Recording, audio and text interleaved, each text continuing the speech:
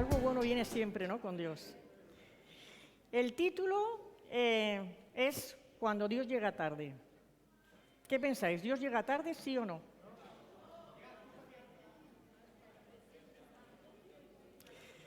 A ver, ¿sí o no?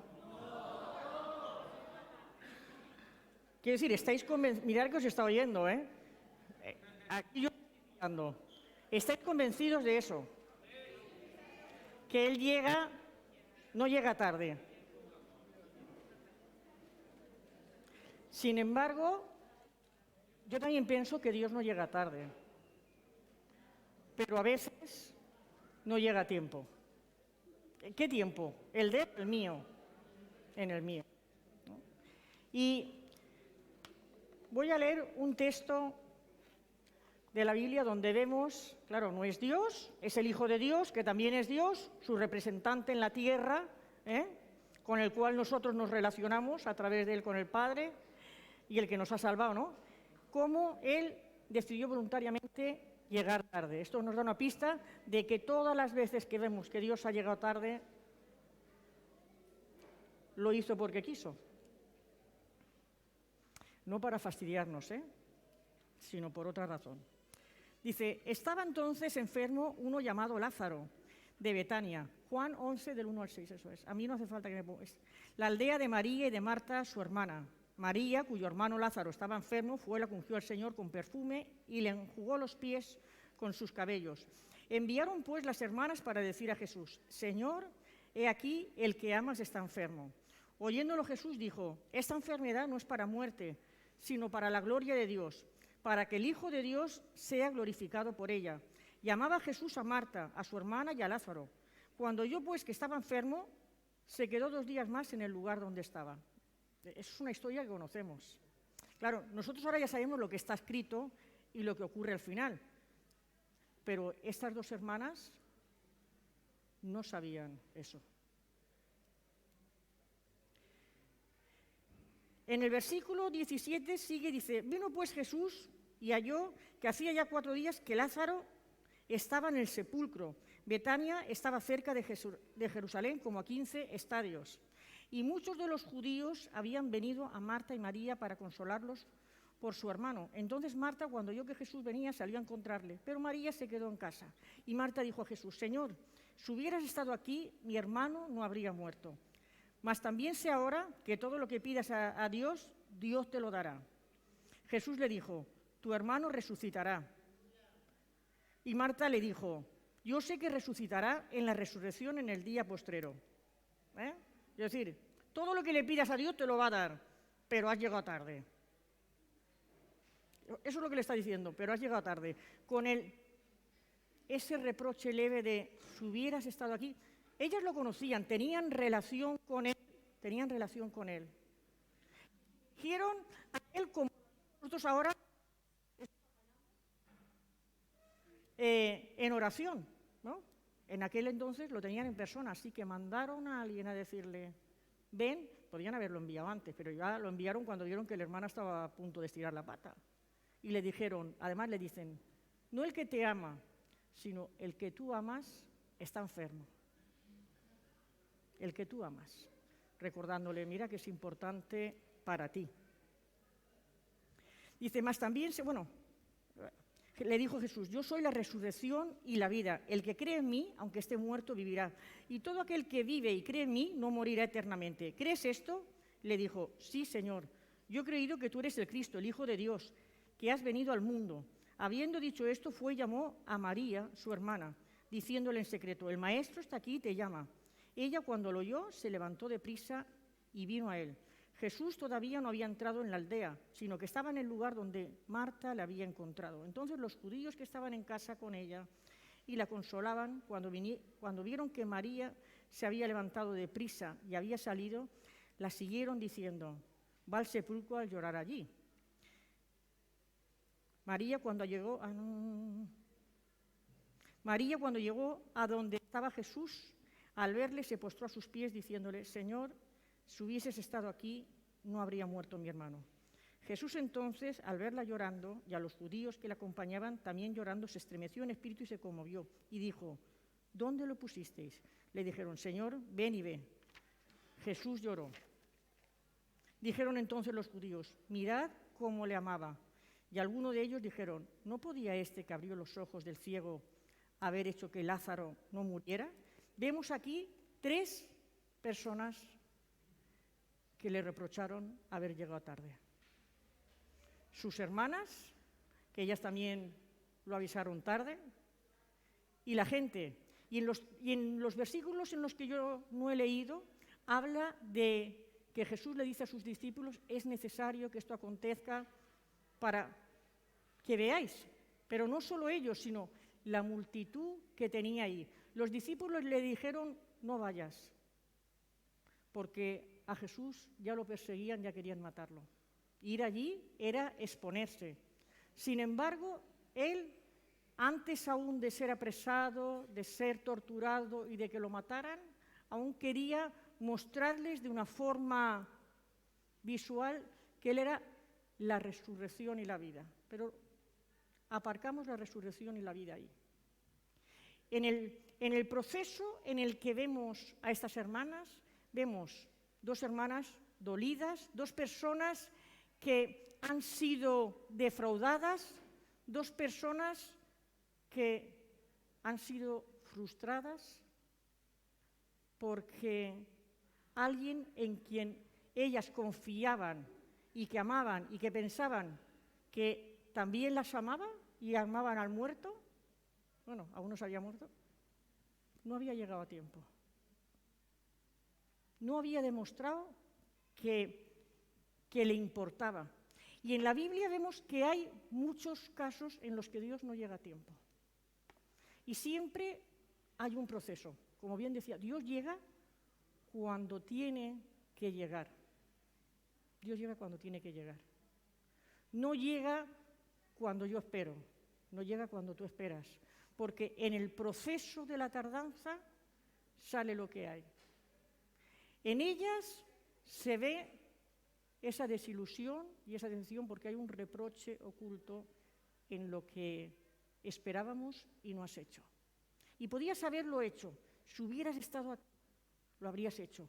Es más, la gente que estaba allí pensaba, si él hubiera venido, si hubiese llegado a tiempo, Lázaro estaría vivo.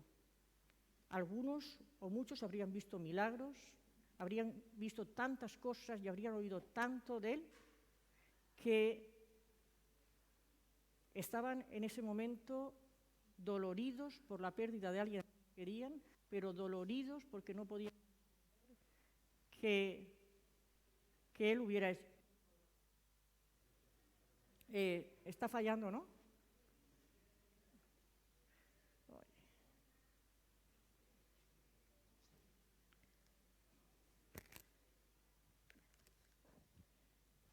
Me cambio de micro. ¿Sí? Vale, está encendido. Y eso a veces es lo que más nos cuesta de entender. El hecho de esperar y de no salir heridos en ese proceso de espera de un cambio. Tenemos la historia de José, solo voy a hacer referencia a ella, no hace falta que busques de momento ningún texto. Tenemos la historia de José. José fue alguien que Dios le habló. ¿Recordáis que tuvo unos sueños donde Dios le hablaba de algo que iba a ocurrir? José se olvidó de esos sueños. Después de que sus hermanos mayores, que tenían que cuidarlo, protegerlo, le arrancaron esas vestiduras especiales que tenía, que lo distinguía de ellos y del resto, lo querían matar y finalmente lo vendieron como esclavo y no sabían qué había pasado con él. La decepción de José respecto a ellos debía de ser grande. No parece que la hiciera con Dios, no parece que se desilusionara con él, pero terminó olvidando los sueños. ¿Por qué digo esto? Porque Josué pidió ayudas estando en la cárcel. José, me he equivocado, porque José pidió ayuda estando en la cárcel a alguien que él le había le había interpretado un sueño. Eso es como si Antonio le interpreta un sueño a alguien, está en la cárcel y luego dice, oye, cuando salgas acuérdate de mí, y el otro se va y se olvida, ¿no? Es así. Pues lo mismo le pasó a José, que no se acordó de él. No se acordó en ese momento. ¿Qué habría pasado si José, en ese momento, este hombre lo saca de la cárcel? A mí es que me gusta mucho pensar. ¿Habría cogido y habría vuelto a buscar a su familia y a decirle a su padre lo que los hermanos habrían hecho? ¿Se habría ido de Egipto para que no volvieran a apresarlo? ¿Se habría ido a otro país desconocido y habría vivido ahí como alguien anónimo, como un hijo de Dios, eso sí, porque eso es algo que él no olvidó? Y la Biblia lo dice, no olvidó, y Dios lo prosperó. Pero José ya no vivía como aquel hijo de Dios con ropa especial que Dios le había dado unos sueños. ¿Los olvidó? Yo creo que José habría huido, no habría vuelto a su familia. Él se había dado por vencido, y la prueba de que se había dado por vencido es que cuando Dios lo pone como gobernador, como el segundo de Faraón, y tiene mujer y tiene hijos, su primer hijo, ¿cómo se llama? ¿Lo sabéis? ¿Y qué quería decir? ¿Lo sabéis? Dice, Dios me hizo olvidar todo mi trabajo y la casa de mi padre. ¡Wow!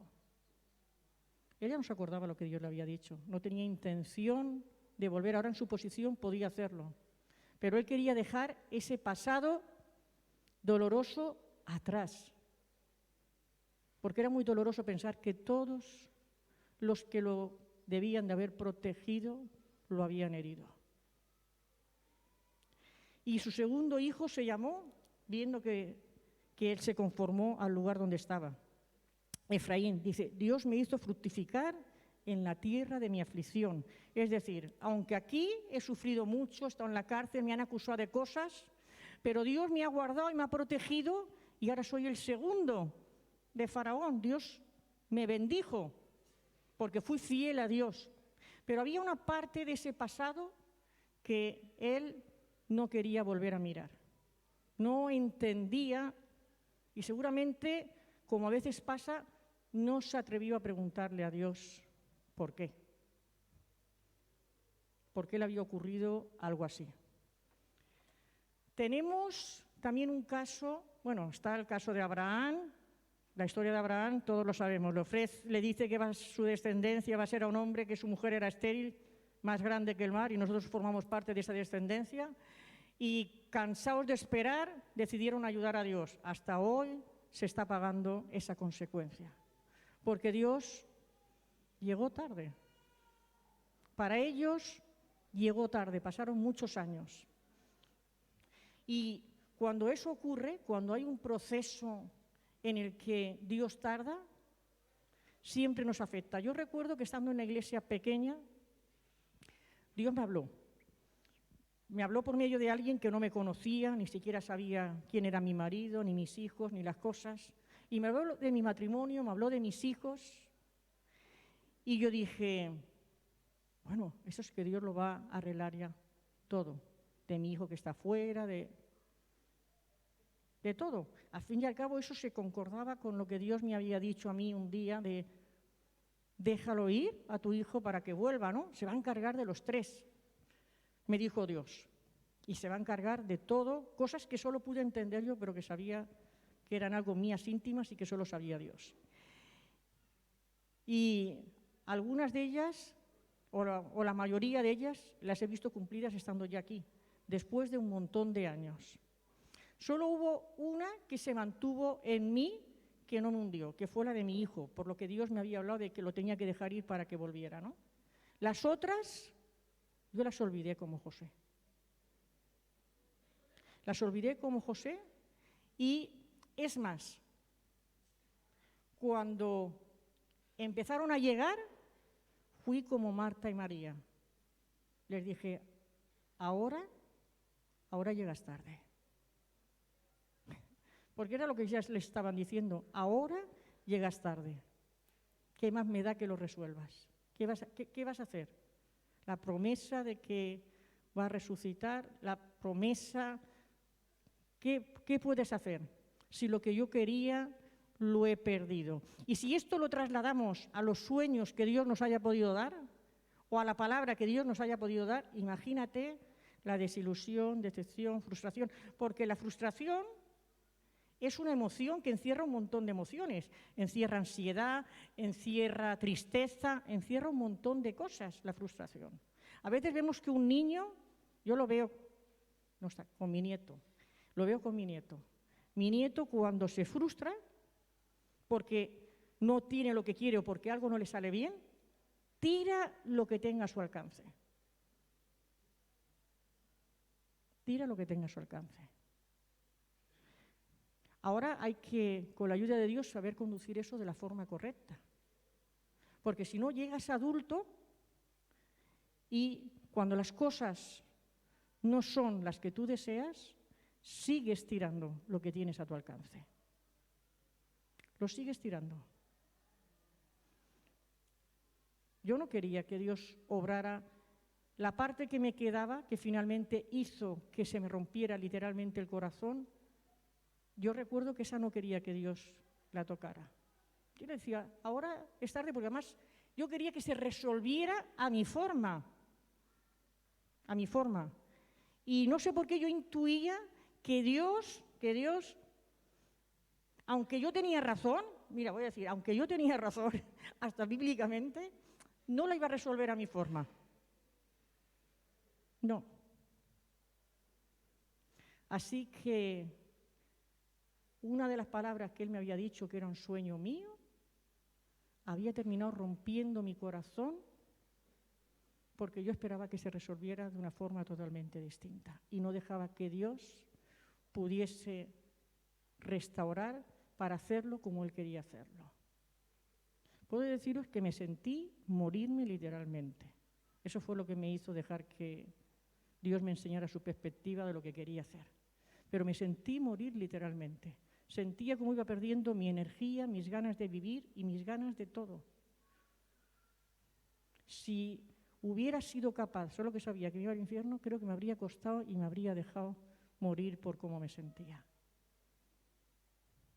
Porque mis sueños ya llevaban 4 días dentro y olían mal.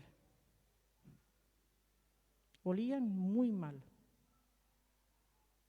Así que a veces no le decimos a Dios, bueno, solo algunos se atreven a decir, si hubieras estado, ellas se atrevieron, si hubieras estado aquí. Nosotros a lo mejor, como ya sabemos que Dios siempre llega a tiempo, no nos atrevemos a decirlo de esa forma y lo decimos de otra. Yo le he dicho, ahora ya es tarde. ¿Ahora qué vas a hacer? No hay nada que hacer nuevo, no hay nada que restaurar porque está totalmente destruido. ¿Ahora qué vas a hacer? ¿O cómo lo vas a hacer? Haber perdido la ilusión de que Dios pueda hacer algo nuevo. Mirad, lo de José es brutal. Tenía una vestidura que lo distinguía del resto. Y nosotros, como hijos de Dios, Él nos puso una vestidura que nos distingue del resto. Y luego llega alguien y te rompe y te quita esa vestidura. Y dejas que lo haga porque no sé por qué a veces le damos poder a alguien que no lo tiene. A lo mejor no es a la persona, pero han sido nuestros sueños. Y José, qué manía tengo con Josué hoy. Y José vivía bien con Dios, pero no vivía plenamente bien con Dios. Había una parte de su vida que él no había dejado que Dios tocara. Y era lo que había ocurrido con sus hermanos y con su padre. Y todos sabemos, luego vienen los hermanos a comprar y él los quiere poner a prueba. A veces nos da la gana, hay que poner a prueba, ¿eh? Es decir, si tú conoces a alguien que le vas a contar tu vida y se la va a contar a todo el mundo, no se la cuentes, ¿eh? No se la cuentes. De vez en cuando dile algo para ver si ha cambiado. Ahora la oportunidad de cambiar. Pero en él había dolor porque él quería que sufrieran. Él quería herirlos de alguna forma. Tenía el poder para encerrarlos desde el primer momento. Pero su corazón peleaba entre el amor y el perdón, porque era un hijo de Dios, y su familia, lo que habían hecho y que no dejaban de ser los suyos. Finalmente, no puede aguantar más, y ahí sí que quiero que lo pongas en Génesis.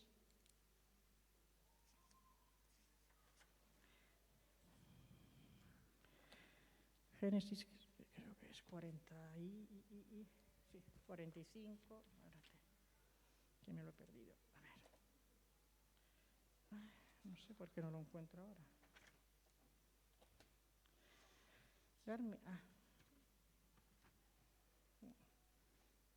No lo encuentro porque no lo he escrito, eso en la libreta, ¿vale? Lo tengo, pero lo tengo en la Biblia, ¿no? Génesis 45, del 1 al 5. Dice, no podía ya José contenerse delante de todos los que estaban al lado suyo, clamó, hacer salir de mi presencia a todos. Y no quedó nadie con él, al darse a conocer José a sus hermanos. Entonces se dio a llorar a gritos, y oyeron los egipcios, y oyó también la casa de Faraón. ¡Wow! Por fin salió el dolor. El dolor que él había aguantado desde que era un jovencito y había vivido todo eso. Por fin salió y gritó y entendió. Y dijo José a sus hermanos, yo soy José, ¿vive aún mi padre? Y sus hermanos no pudieron responderle porque estaban turbados delante de él. Claro, estos tenían miedo.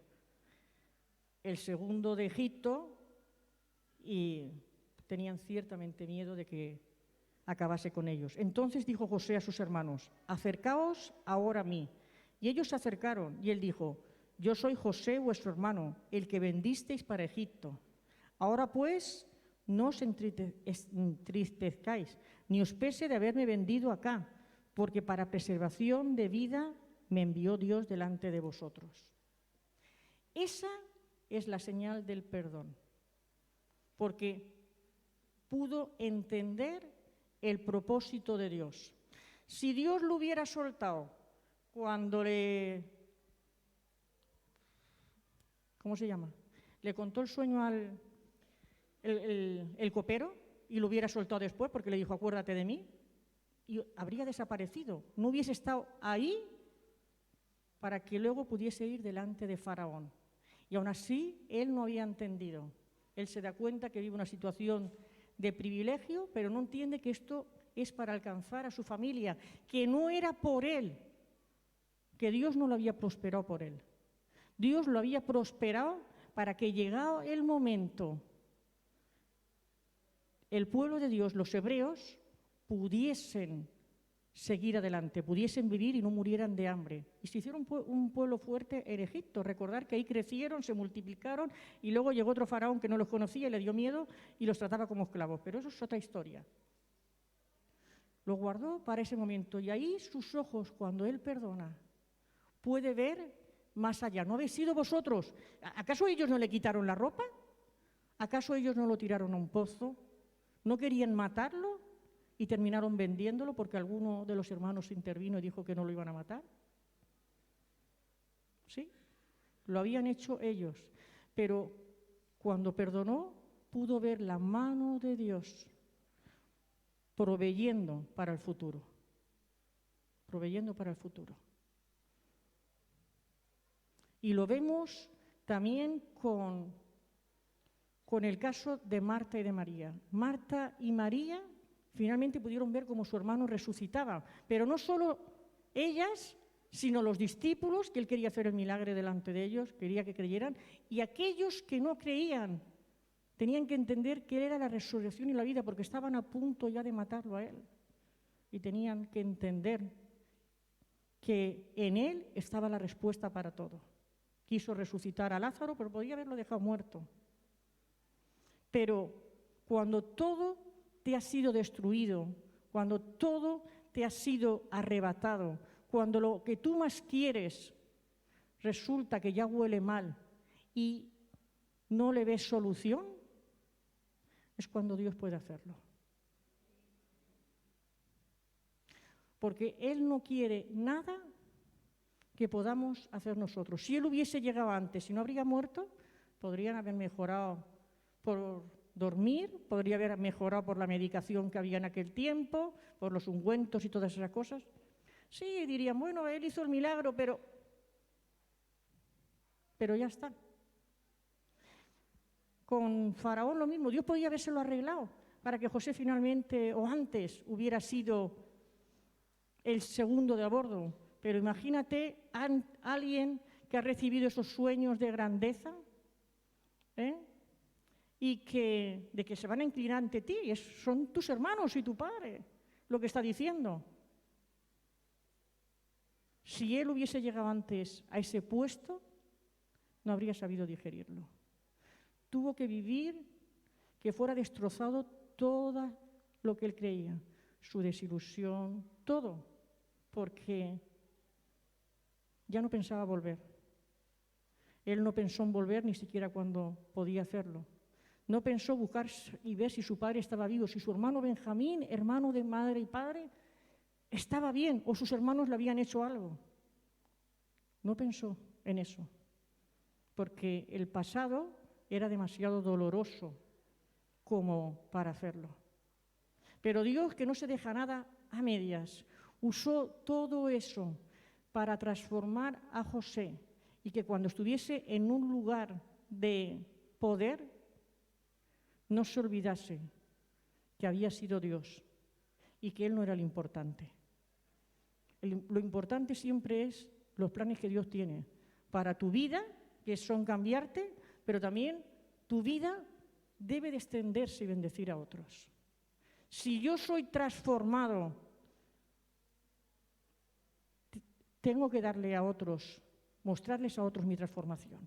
Mira, era una persona, lo era porque no lo soy. Yo era una persona que era una persona triste, deprimente, ¿vale? Negativa.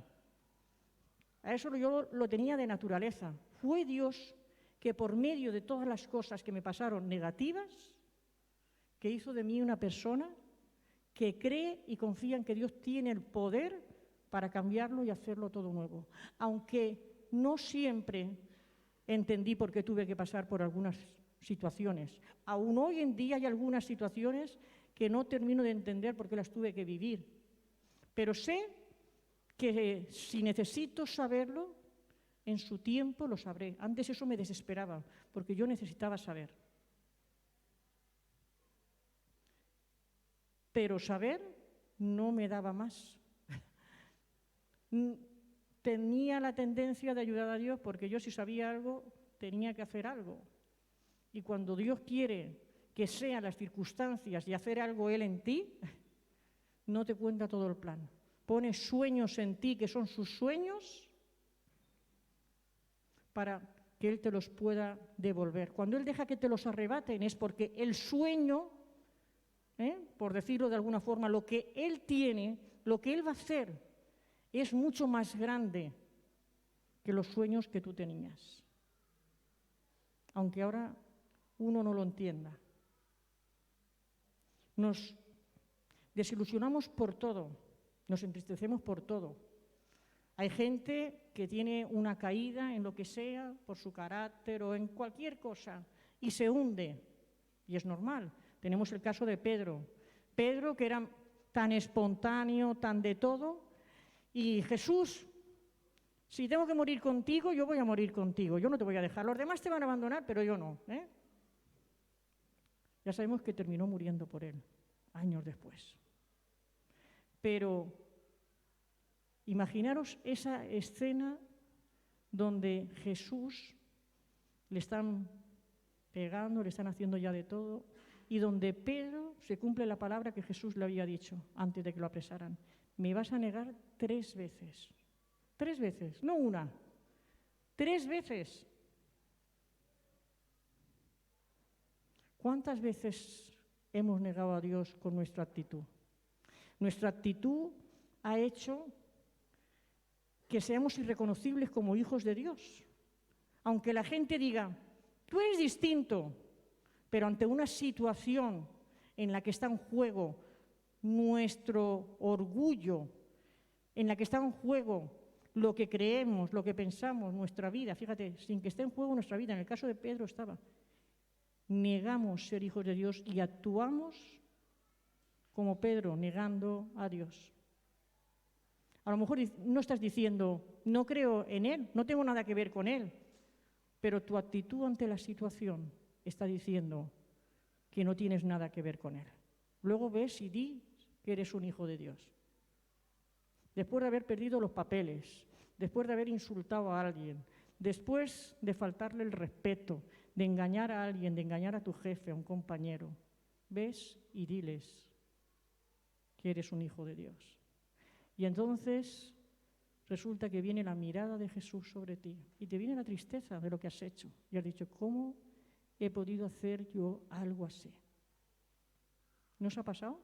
A mí me ha pasado muchas veces, que he dicho, ¿cómo he podido yo responder o tener tal actitud? Y me he avergonzado de mí misma. Más que cuando yo estaba en el mundo y no conocía a Dios, con todas las cosas que hice. Todo lo que ha sido en contra de lo que habría hecho como hija de Él, eso me avergüenza profundamente. Lo bueno es que Jesús fue capaz de llevarme y de prepararme una escena, como se relata en Juan 21, siempre una escena que pueda recordarme lo que hice para poder sanar y restaurar mi corazón. Esa escena donde Él le pregunta a Pedro por 3 veces si lo ama y si lo quiere más que estos. Y Pedro termina diciéndole, tú lo sabes todo. Creo que ya lo había entendido. Que él podía tener muchos buenos propósitos, que él podía querer hacer muchas cosas, pero que no podía. Y era verdad. Hay un antes y un después. Después de la negación de Pedro, hay un antes y un después. Hay un cambio ya en él, aunque él se vuelve a pescar, que era lo que sabía hacer. Se olvidó que Jesús le había dicho que lo iba a hacer pescador de hombres. Se olvidó. Pero después de tener sanidad, ya no. Va y espera en Jerusalén la promesa de Dios, que no sabía lo que era. Le había dicho que algo les iba a dar, pero no sabía lo que era. No sabía lo que era el Espíritu Santo. No lo sabía. Y allí estaba esperando obediente. Ya no se fue por su cuenta. Dijo, de aquí no me muevo hasta que no venga lo que Él me ha dicho. Ya no voy a discutir con Él. Ya no voy a hacer. Pedro murió por no negar a Cristo. Por llevar la gran comisión a cabo, como la mayoría de los que lo conocieron. Y al fin y al cabo se trata de eso. Debemos de morir a nuestra naturaleza, pero dejar que en el proceso salga lo que hay. Cuando yo me quedo con la frustración, le doy lugar a la ansiedad, al enojo, a la ira. Es decir, cuando tú veas a una persona con ansiedad, piensa que está frustrada por algo que no puede tener. Cuando una persona tiene ira, es una demostración de la frustración, es algo que no puede tener, es la forma en que lo demuestra. Y puedes terminar cayendo en una depresión.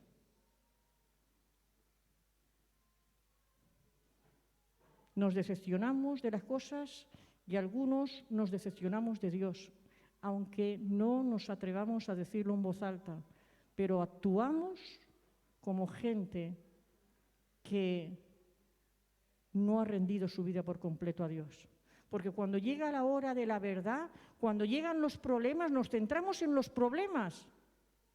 Y no podemos ver, como vio José después de años, que era Dios el que lo había permitido todo para proveer para ese momento.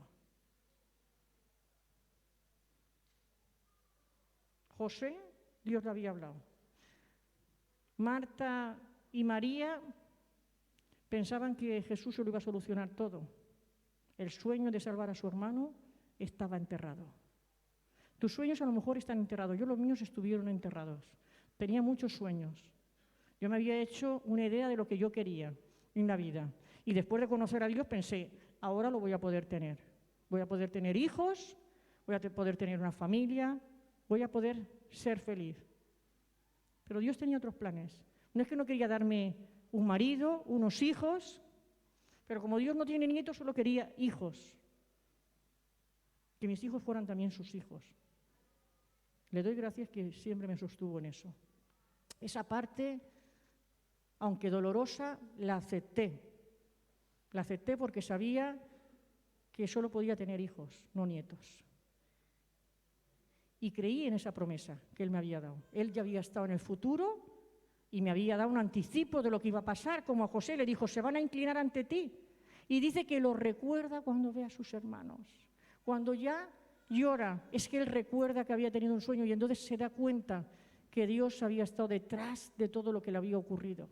Había permitido que sus hermanos le guardaran rencor. Había permitido que lo vendieran, no que lo mataran, porque no dejó que Satanás tocara su vida. Había permitido que por serle fiel a Dios, leal y leal a su jefe, fuese a la cárcel. Dios lo prosperaba, también en la cárcel. Y aún así, ¿qué pensaría José? ¿Aquí me vas a tener siempre? ¿Es eso lo que a mí me espera? ¿Vivir prisionero de los egipcios? Dios tenía un plan distinto. No se había olvidado Dios de los sueños que le había dado. Entonces, no dejes que los sueños que Dios te dio te los arrebaten. No dejes que lo que has vivido en el trayecto te ciegue para no ver la verdad. No dejes que la desilusión, ni la decepción, ni la frustración entierre tus sueños. Porque Jesús es el mismo y Él dice, sal. Les hizo apartar la piedra, hay algo que hay que hacer. Yo decido que voy a dar paso a que salga lo que hay en mi corazón, que ya está muerto para que Él pueda darle vida. Esa es mi decisión.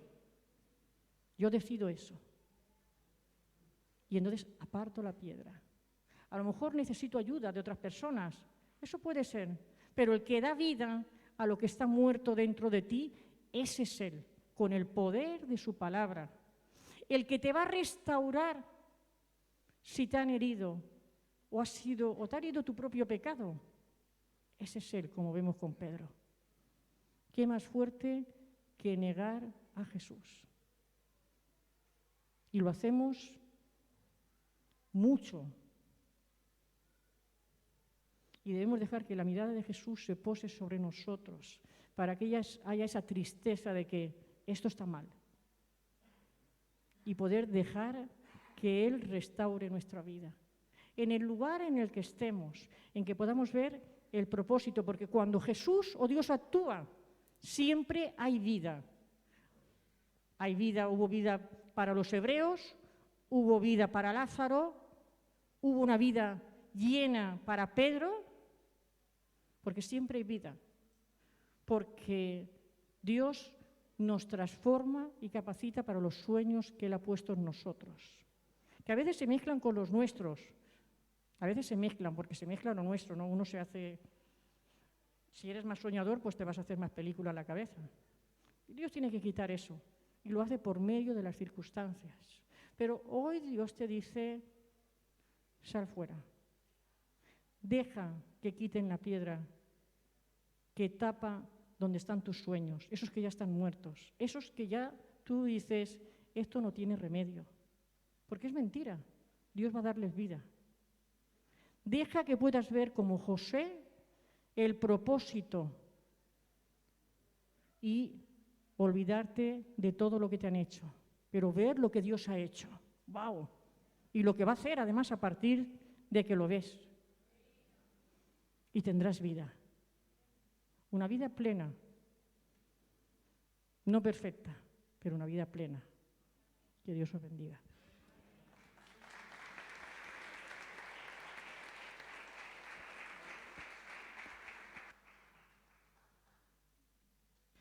Bueno, pues ahora ya nos despedimos hasta el miércoles a las 7 de la tarde y os damos las gracias por haber estado con nosotros, por habernos escuchado, por seguirnos. Yo espero que la palabra también os haya podido ayudar. Si no conoces a Dios, y tienes una vida destrozada, que sepas que aunque no lo conozcas, seguramente que Dios ya puso sueños en ti y quiere restaurarlos, y es por medio de la vida, de darte vida a través de la relación con Él. Una vida plena, una vida llena, una vida satisfactoria, que no es fácil, pero no hay una vida mejor. Amén. Que Dios os bendiga. Amén. Y no olvidéis que sois muy importantes para Dios.